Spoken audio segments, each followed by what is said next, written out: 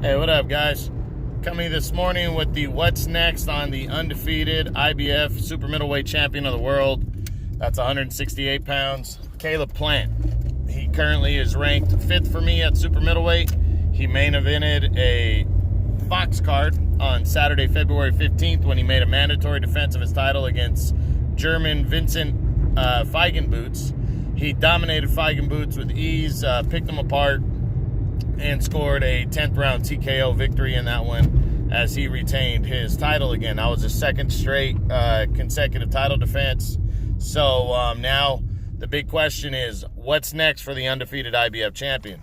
Well, you know, going into the year and this month, a lot of people thought Plant was on a collision course with undefeated WBC champion David Benavidez. Now, that still could be the case. However, things on the Benavidez side have really gotten messed up. Now, the original plan was for Plant to take on Feigenboots and then Benavidez make his mandatory against Avni Yildirim of Turkey. But what has happened now is, rumor is Benavidez is looking at a possible defense against Lionel Thompson. And that's because Avni Yildirim looks like he injured his shoulder and needs surgery. Now, the thing is Yildirim is the mandatory #1 contender. He got put there in that spot due to his performance against Anthony Durrell last February for the vacant WBC title when he dropped a controversial 10-round technical split decision to Durrell in a fight that a lot of people thought he won. That was for the vacant title. Durrell went on to lose the title to Benavidez in September on the Errol Spence and Sean Porter undercard. And now, but the WBC agreed that it was a very controversial call, so they made Yildirim the mandatory #1 contender to face the winner of Benavidez and Durrell.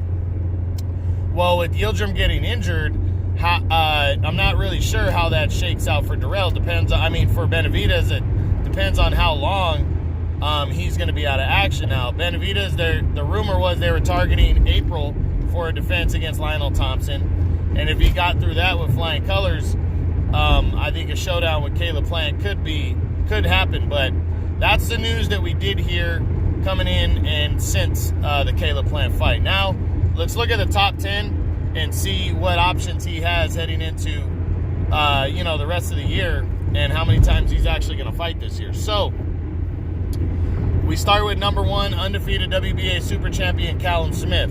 I like the matchup. I'm not sure if these two guys can get something worked out. It looks likely that Callum Smith is going to lose out on the Canelo fight, on the possibility of facing Canelo. And what is he planning on doing after that? He's likely going to face John Ryder in a rematch. And after that, it's really going to be up in the air. I think after that, it's possible he could face somebody like Caleb Plant, but does Caleb Plant want to wait around? The thing about Plant is he has been patient the last couple years and just fought on his own schedule every 6, 7, 8 months.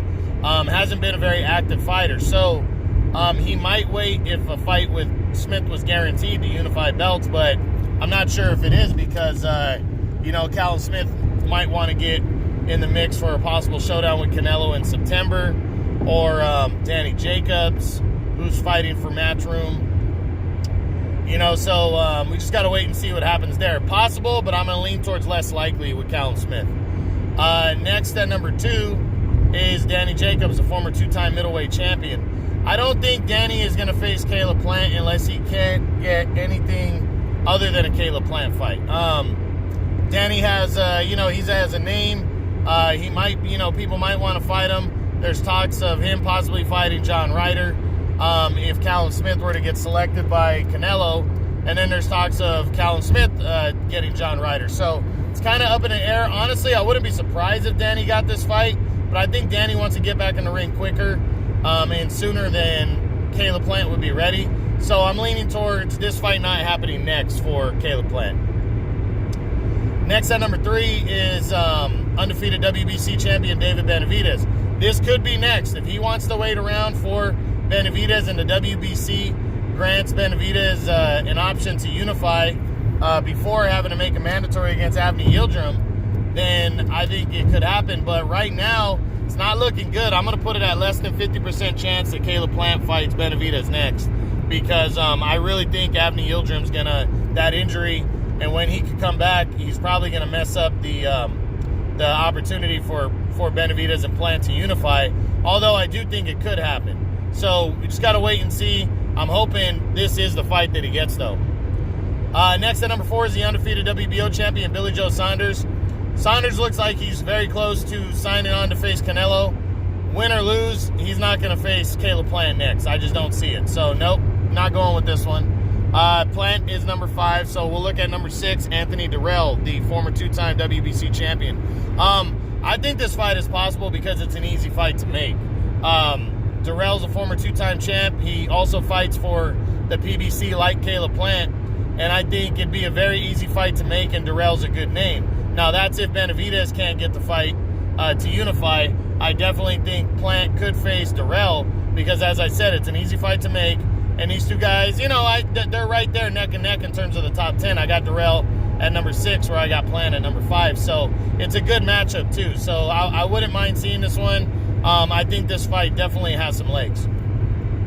Next at number 7 is former IBF champion Caleb Truax. Now, this is a fight thought was going to happen possibly this year anyways. Truax had some injuries that ruined him becoming the mandatory number 1 contender for the world title.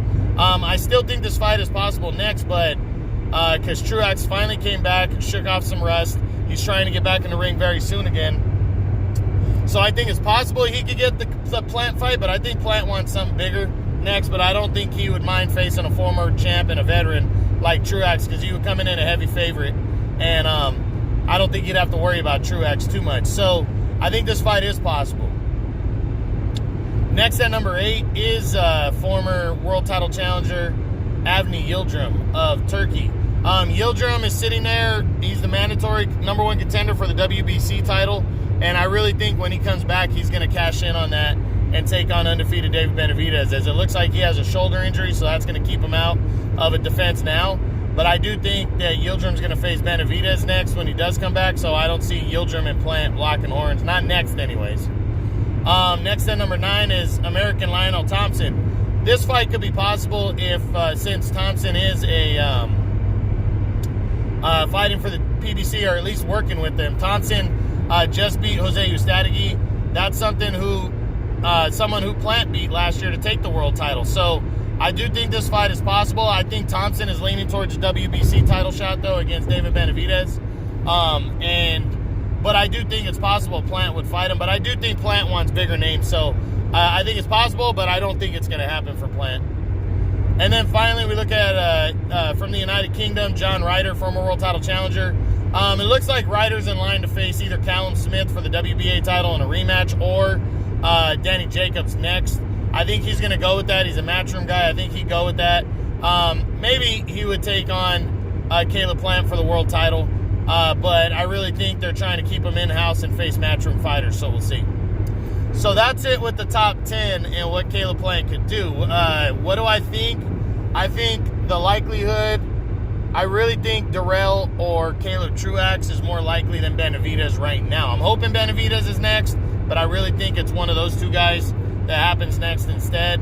Again, I think Lionel Thompson and, maybe John Ryder in the back of the top 10 are possibilities. I don't see the top 5 facing him right now. I think they all got stuff going on. But Plant is a real deal. He's a great boxer. He's mixing in some good power since he captured the title, and we just got to wait to see what happens. But I hope you enjoyed this. That's the What's Next on undefeated IBF Super-Middleweight champion Caleb Plant. All right, guys. True Boxing. You've been here with the truth.